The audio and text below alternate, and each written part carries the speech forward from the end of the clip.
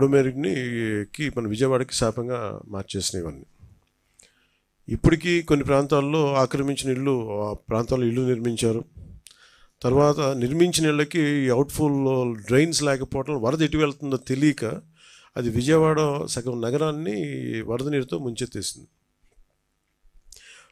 ప్రతిసారి ఇప్పుడు మీరు హైదరాబాద్లో చూసినా కానీ వీళ్ళు వాళ్ళ హైడ్రా అని చెప్పి వాళ్ళు స్టార్ట్ చేసి డెమాలిషన్ డ్రైవ్, కొన్ని వందల చెరువులు ఉన్న ప్రాంతాన్ని, లోతట్టు ప్రాంతాలని, ఫుల్ ట్యాంక్ లెవెల్ ప్రాంతాలని ఒక 20 yearsగా 30 yearsగా ఏం లేదు, వరద లేదు, నీళ్లు లేవు అని చెప్పి ఇల్లు కట్టేయడం జరిగింది అక్కడ కూడా. అలాగే ఏ మూల భారతదేశంలో ఏ రాష్ట్రంలో అయినా సరే, అలాగే ప్రత్యేకంగా తెలంగాణ కావచ్చు, అలాగే మనకు సంబంధించి ఆంధ్రప్రదేశ్ కావచ్చు, ఇది ఈ నదీ పరివాహక ప్రాంతాలు ఇక్కడ నుంచి సహజ స్థితిలో అది ఆ వాగుల వంకల నుంచి వెళ్ళి సముద్రంకి వెళ్ళే దిశలో ఆ దారి మధ్యలో ఇల్లు కట్టేయడం, లేదంటే లేఅవుట్లు వేసేయడం, ఇవన్నీ వైలేషను ఒకళ్ళు చేయలేదు. కొన్ని దశాబ్దాలుగా కొంచెం ఇంక్రిమెంటల్గా చేసుకుంటూ వచ్చి అది చేసుకుంటూ వచ్చారు. అసలైన తొలి వెలుగు. ఫాలో వాట్సాప్ @తొలి వెలుగు official.